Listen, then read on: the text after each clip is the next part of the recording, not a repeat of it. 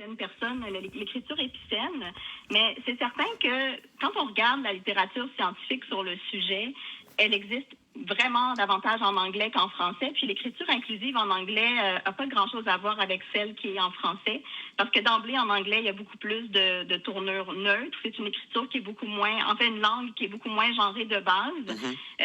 Donc, en français, dans notre langue, on n'a pas le luxe d'avoir autant d'études sur lesquelles on peut se baser. Toutefois, ce que je constate selon mon expérience clinique, et puis c'est quelque chose qui est dénoté aussi par mes collègues orthophonistes, c'est que quand on a des formes tronquées, des doublets, par exemple, si j'écris les amis, amis.e.s, ou bien si j'ai des traits d'union là dans les mots, ou des néologismes aussi, ben ça peut créer une certaine charge, une surcharge cognitive pour des personnes qui ont d'emblée déjà des difficultés de lecture et d'écriture. Je pense notamment aux personnes dyslexiques et dysorthographiques, mais pas seulement. On peut penser aussi aux personnes qui ont une déficience intellectuelle, aux apprentis lecteurs, apprentis lectrices, donc un jeune ou une jeune de première, deuxième année qui est en train d'apprendre les règles du décodage, la correspondance, graphème, phonème, donc d'apprendre à chaque lettre ou chaque groupe de lettres quel son correspond.